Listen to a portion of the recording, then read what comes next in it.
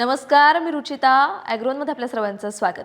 पेरणीचा हंगाम जवळ आला की शेतकरी सगळ्यात आधी चांगलं बियाणं शोधायला सुरुवात करतात. पण फक्त चांगलं बियाणं घेतलं म्हणजे चांगलं उत्पादन मिळेलच असं नाही. कारण बियाणांची उगवण झाली तरी त्यावर जमिनीतून बुरशी, कीटकांचा अटॅक होतो. त्यामुळे पिकांमध्ये रोग पसरतात, कीड लागते, त्यामुळे उगवण कमी होते, पिकांची वाढ खुंटते, कधी-कधी रोपही मरतात. आता बघा, पावसाळा लागताना आपण बऱ्याचदा रोगांची लागण होऊ नये म्हणून लसीकरण करून घेतो. मग ते आपलं असो किंवा जनावरांचं, सेम टू सेम लसीकरण पिकांसाठीही करणं गरजेचं आहे. त्यालाच आपण म्हणतो बीज प्रक्रिया. ज्वारी, बाजरी, मका, तूर, उडीद, मूग आणि भुईमूग यांसारख्या पिकांमध्ये बीज प्रक्रिया खूप महत्त्वाची ठरते. पण ही बीज प्रक्रिया म्हणजे नेमकं काय आणि घरच्या घरी ती कशी करायची पाहूयात आजच्या व्हिडिओमध्ये.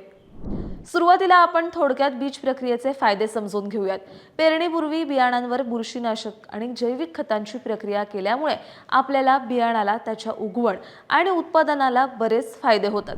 जसं रोपांची सुरुवातीची वाढ चांगली होते, बियाणे आणि जमिनीतून पसरणाऱ्या रोगांपासून संरक्षण मिळतं, बियाणांची उगवण चांगली होते, रोपं निरोगी आणि जोमदार वाढतात. याशिवाय रोग आणि किडींचा प्रादुर्भाव कमी होतो आणि अर्थातच त्यामुळे औषधांवरचा खर्च कमी होतो आणि उत्पादनात वाढ मिळते. जैविक खतांमुळे नत्राचं स्थिरीकरण होतं आणि पिकांना अन्नद्रव्यांची उपलब्धता वाढते. पण इतके फायदे असलेली ही बीज प्रक्रिया कशी करायची हे समजून घेण्याआधी आपल्याला एक क्रम समजून घ्यावा लागेल. तो म्हणजे बीज प्रक्रियेचा. बीज प्रक्रियेसाठी आपल्याला FIR हा क्रम लक्षात ठेवायचा आहे. F म्हणजे फंगीसाइड म्हणजेच बुरशीनाशक, दुसरं म्हणजे I इन्सेक्टिसाइड म्हणजेच कीटकनाशक आणि तिसरं म्हणजे R रायझोबियम म्हणजेच जीवाणू खतं. या जीवाणू खतांमध्ये आपण ॲझोस्पिरिलियम, ॲझेटोबॅक्टर, ॲसिटोबॅक्टर ही नत्रयुक्त जीवाणू वापरतो. याशिवाय PSB म्हणजे स्फुरद विरघळणारे जीवाणू आणि KSB म्हणजेच पालाश उपलब्ध करणारे जीवाणू वापरतो. खरीपातल्या एक एक पिकानुसार आपण त्याची बीज प्रक्रिया कशी करायची हे समजून घेऊयात. पहिलं आहे ज्वारी. यामध्ये आपण बुरशीनाशक म्हणून ट्रायकोडर्मा वापरणार आहोत. प्रति किलो बियाणाला 4 ते 5 ग्रॅम ट्रायकोडर्मा आणि नंतर कीटकनाशकामध्ये इमिडाक्लोप्रिड 48% 12 मिली प्रति किलो किंवा इमिडाक्लोप्रिड 70% 10 मिली प्रति किलो इतक्या प्रमाणात चोळून घ्यावं. त्यानंतर पेरणीपूर्वी ॲझेटोबॅक्टर किंवा ॲझोस्पिरिलियम आणि PSB प्रत्येकी 20 ग्रॅम प्रति किलो वापरावं. दुसरं पीक आहे बाजरी. यामध्ये आपण विशेषतः एक वेगळी स्टेप करतो, ती म्हणजे मिठाच्या पाण्याची. सर्वात आधी 2 किलो मीठ 10 लिटर पाणी या प्रमाणात मिसळायचं आहे. या पाण्यात 10 ते 15 मिनिटं बियाणं भिजवायचं आहे. किडकं आणि पोचट बियाणं बाहेर काढून घ्यायचं आहे आणि 2 ते 3 वेळा स्वच्छ पाण्याने धुवून नंतर वाळवायचं आहे. याशिवाय बुरशीनाशकामध्ये मेटॅलॅक्झिल 35% WS 6 ग्रॅम प्रति किलो चोळून बियाणं सुकवायचे आहेत आणि कीटकनाशकामध्ये इमिडाक्लोप्रिड 48% FS 10 ग्रॅम प्रति किलो या प्रमाणात चोळावं. नंतर 3 तासांनी जीवाणू खतांची प्रक्रिया करून घ्यावी आणि पुढे 4 तासांनी बियाणांची पेरणी करावी. यानंतर येतं खरीपातलं पीक मका. यासाठी थायरम 1 ते 1.5 ग्रॅम प्रति किलो चोळून ते सुकवावं.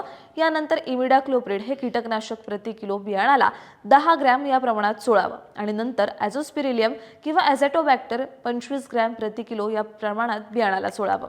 आता तुम्ही म्हणाल, आम्ही तर शेतात तूर, मूग, उडीद, भुईमूग घेणार आहे. काळजी करू नका, एक एक करून आपण त्यांचीही माहिती पाहूयात.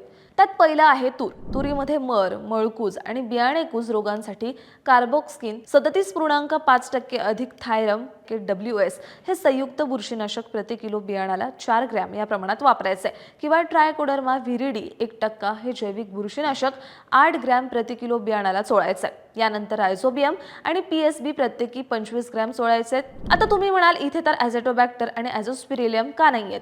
तर तूर हे पीक द्विंदल आहे, म्हणजेच याच्या मुळांवर गाठी असतात, ज्या गाठींमध्ये रायझोबियम असतात. यामुळे द्विंदल पिकांना आपण वापरतो रायझोबियम. यानंतर आपण मूग आणि उडीद, जी कमी पाण्यातही चांगली पिकं येतात, या पिकांमध्ये बीज प्रक्रिया कशी करायची? तर मूग आणि उडदावर मळकूज आणि मर रोग नियंत्रणासाठी कार्बेंडाझिम 25% अधिक मेन्कोझेम 50% WS हे संयुक्त बुरशीनाशक 3 ग्रॅम प्रति किलो बियाणाला वापरायचं आहे किंवा ट्रायकोडर्मा व्हिरिडी 4 ते 5 ग्रॅम वापरायचं आहे. यानंतर रायझोबियम 25 ग्रॅम प्रति किलो बियाणाला लावायचं आहे. आता येऊयात भुईमुगाकडे. भुईमुगाचं पीक जमिनीत वाढत असल्याने त्यावर रोगांचा प्रादुर्भाव होणं जास्त नुकसानकारक ठरतं.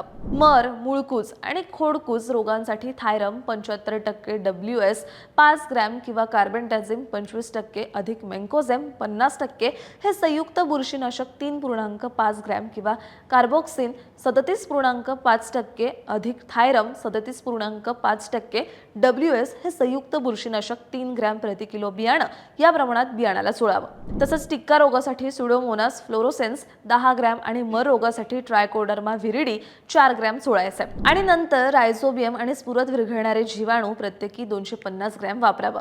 बीज प्रक्रिया महत्त्वाची असली तरी ती करताना सुद्धा काही गोष्टींची काळजी घ्यायची. पहिले तर 2 प्रक्रियांमध्ये साधारणतः अर्धा तासाचं अंतर ठेवायचंय. प्रक्रिया केलेलं बियाणं सावलीत वाळवायचे आणि त्याच दिवशी पेरणी करायची.